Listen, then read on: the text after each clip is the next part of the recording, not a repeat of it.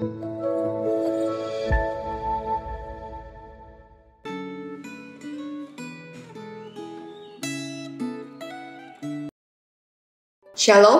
Bapak Ibu Saudara sekalian, mari kita memohon pertolongan Tuhan supaya kita boleh mengerti firman-Nya. Mari kita berdoa.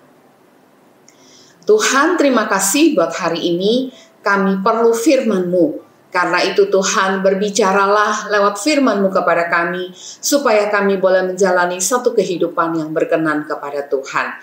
Di dalam nama Tuhan Yesus kami berdoa. Amin. Sebuah lagu menceritakan tentang seorang misionaris yang pulang kembali ke negaranya setelah sekian lama melayani Tuhan. Di kapal yang sama, pulang juga seorang pejabat negara Amerika dari sebuah kunjungan kenegaraan. Tidak seperti sang misionaris, si pejabat ini disambut dengan begitu megah dan meriah. Sang misionaris merasa begitu sedih, lalu kemudian dia berkata kepada Tuhan, Tuhan, saya sudah menyumbangkan seluruh hidup saya di ladang misi. Hari ini saya pulang dari kerja keras seumur hidupku buat orang-orang yang aku layani. Tapi tidak seperti pejabat ini yang kepulangannya dirayakan dengan begitu megahnya. Sedangkan aku, belum selesai dia berkata, dia seperti mendengar Tuhan berbisik kepadanya. Anakku, kamu belum sampai ke rumah. Belum ada pesta penyambutan karena ini bukan rumahmu. Bapak Ibu, sangat gampang ya bagi kita untuk merasa seperti yang dirasakan oleh misionaris ini di dalam pelayanan kita. Kita kadang bisa merasa tidak dihargai, disalah mengerti. Orang-orang di sekitar kita bisa saja salah menghargai apa yang menurut dunia hebat saja. Penghargaan mereka bisa saja didasarkan kepada penampilan luar semata. Apa yang mampu mereka lihat secara luar yang menarik bagi mereka saja. Hari ini pembacaan kita di dalam Galatia pasal 6, 11-18 saya hanya akan membaca dari 12 sampai 15 saja. Mari kita perhatikan pembacaan firman Tuhan kita. Ayat yang ke-12. Mereka yang secara lahiriah suka menonjolkan diri.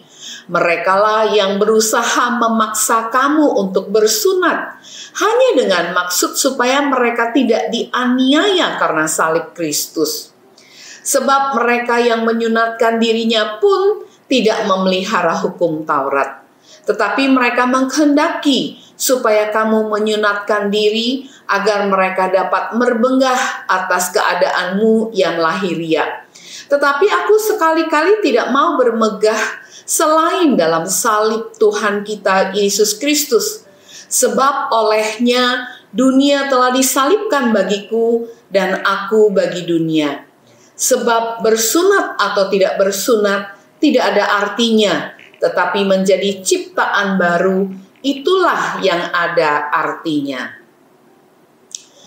Bapak Ibu Saudara sekalian, ayat-ayat ini memperlihatkan kepada kita perbandingan pelayanan Rasul Paulus dengan pelayanan para guru palsu. Paulus yang hanya bermegah dalam salib Kristus, menderita, berkorban di dalam pelayanannya. Tentu saja ini bukanlah sesuatu yang populer, tidak menarik. Umumnya pelayanan yang dihargai justru pelayanan para guru palsu yang bermegah akan hal-hal lahiriah yang dilakukan untuk jemaat. Dalam hal ini sunat dan performa-performa lahiriah lainnya.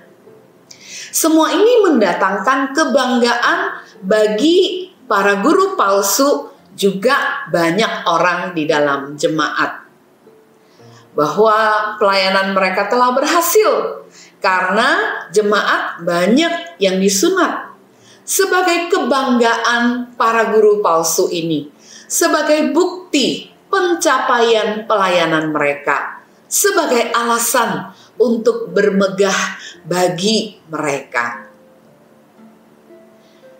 Tapi Paulus mengatakan sia-sia kebanggaan yang seperti demikian. Seharusnya yang dikejar di dalam pelayanan bukanlah hal-hal lahiriah, tapi hal yang berhubungan dengan kerohanian, hidup baru, berkorban, bahkan siap menderita bagi Kristus dan jemaatnya. Yang tentu saja tidak menarik bagi banyak orang di zaman itu maupun di zaman kita sekarang ini. Disinilah orang-orang Galilea diingatkan oleh Rasul Paulus. Yang penting di dalam pelayanan bukanlah bling-blingnya, gemerlapnya, pujian dan penerimaan orang, tapi yang paling penting perkenanan Allah dalam pelayanan kita. Bapak, Ibu, saudara sekalian, bagaimanakah pelayananmu? Lebih mirip pelayanan Paulus atau lebih seperti pelayanan para guru palsu? Mohon Tuhan menolong kita. Mari kita berdoa. Tuhan, arahkanlah hati kami kepada pelayanan yang berkenan kepadamu. Mungkin tidak menarik, mungkin tidak bling-bling, mungkin malah salib, penderitaan, pengorbanan karena kami melayani.